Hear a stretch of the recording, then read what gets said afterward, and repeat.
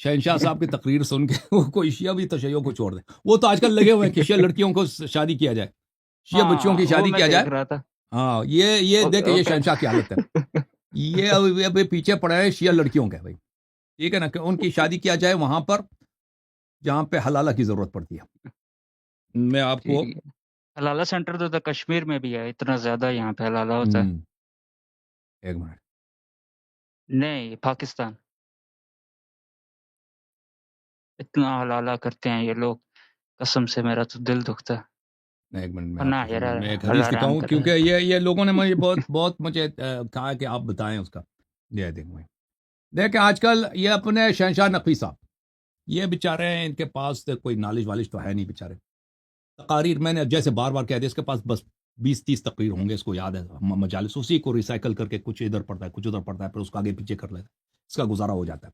اور یہ پاکستانی شیعوں کے لیے مرنے کا مقام ہے, مرنے کا مقام. تمہارا یہ عالم ہے, تمہارا یہ خطیب ہے, کچھ آتا ہی نہیں ہے شیعوں کی بے عزتی کرانا. اور یہ تمہارا سب, یار مجھے الٹی آتی ہے یہ سن کر, یہ تمہارا عالم ہے, اس کو کیا آتا ہے؟ اب کیا پیچھے پڑ گیا کہ شیعہ لڑکیوں کی شادی کرا دو عمریوں سے.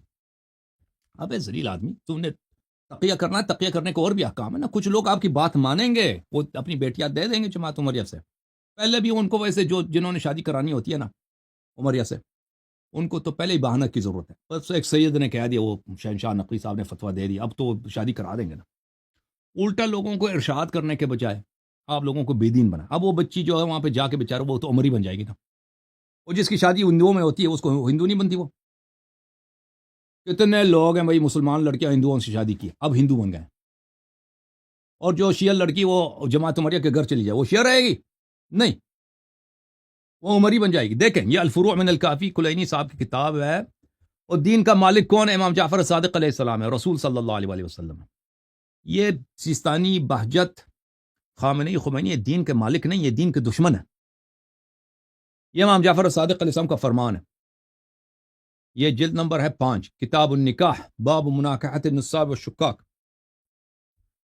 تزوجوا فی الشکاک ولا تزوجوہم. شکاک اس کو بولتے ہیں جو جماعت عمریہ کے لوگ ہیں, وہ متعصبی نہیں ہیں.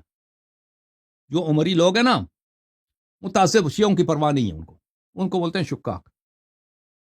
ان سے لڑکی لے لو, ان کے لڑکیوں کے ساتھ شادی کر لو تم, لیکن ان کے اپنی بیٹیوں کو ان سے رشتہ نہیں دینا.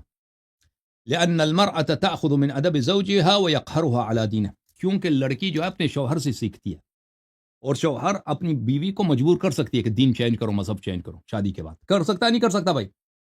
کرتے بھی ہیں نہیں کرتے, بالکل کرتے ہیں. تو یہ شہنشاہ نقوی صاحب کو آپ میرا پیغام پہنچا دیں کہ خدا کے لیے کچھ سیکھو, خدا کے لیے. سیاست کے لیے کرتے ہیں. ہاں, خدا اتنی بے دینی, اتنی بے غیرتی, تم خدا کا کیا جواب دو گے؟ مرنا نہیں تم نے. تمہارے سب عقائد کفریہ, تمہارے کلام 80% کفریہ. تم ابو بکر, اس زمانے کے ابو بکر عمر کی تم پجاری ہو, یعنی خامنی سیستانی. آج سے تو میں تک گیا بھائی کہ اب شیعوں سے کہتا ہوں, اب شیعوں تم کیسے مسلمان اپنے علماء کو کیوں نہیں لاتے تقلید پر, ولایت فقی پہ مجھ سے مناظرہ کرنا؟ اور اگر باطل ہے, میں غلط ہوں نا, میں تو ادھر بیٹھا ہوں, آؤ مناظرہ کرتے ہیں تقلید پر, مرجعیت پر, ولایت فقی پر. ان کے علماء, یہ ہمارے پاکستان ہندوستان کی شیعہ اتنے بیوقوف ہیں, میں توہین نہیں کرنا چاہتا, پتہ ہے ان کے علماء کیسے بیوقوف بناتے ہیں. اور یہ بیچارے مان بھی جاتے, کہتے ہیں ایجنٹ ہے جی, ایجنٹ ہے. اور بھائی یہ حدیث جو میں, یہ ایجنٹ ہے, یہ امام جعفر صادق علیہ السلام کی حدیث ہے بھائی, یہ ایجنٹ ہے, یہ کلینی ایجنٹ ہے, ٹھیک ہے نا. میں جو حدیث دکھاتا ہوں یہ ایجنٹوں کی حدیث ہے. اتنے یہ لوگ سادہ ہیں, اتنے لوگ یہ بیچارہ ہیں, اور جیسا قوم ویسے ہی عالم. تو قوم اتنا نکما ہے نا. اگر یہ قوم کوئی دیکھ, علماء قوم کے ساتھ وہی کرتے ہیں جو عوام برداشت کر لیتے ہیں نا. علماء اسی حد تک لوگوں کو بدعت سنائیں گے جب تک جس حد تک لوگ برداشت کرتے ہیں.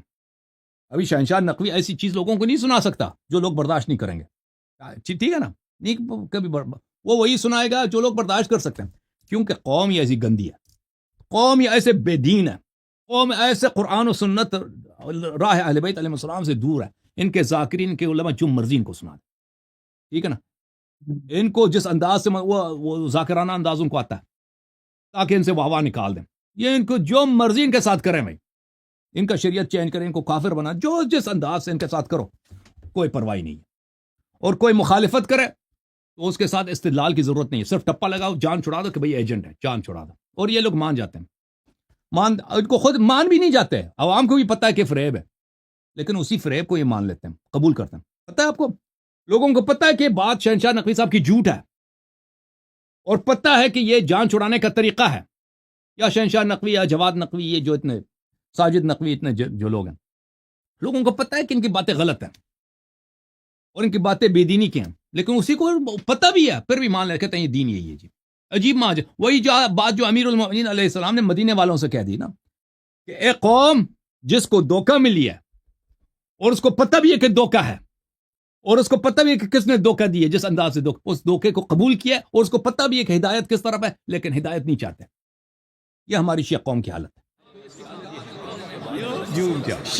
جوم جاؤ، پرواز کرو، کیوں فخر سے سر اٹھا، کیونکہ اللہ تعالیٰ نے تمہیں انتخاب کیا. صراط حق پر صرف تم ہو، صراط ایمان پر صرف شیعہ، کیونکہ اللہ تعالیٰ نے تمہیں انتخاب کیا. صراط حق پر صرف تم ہو، صراط ایمان پر صرف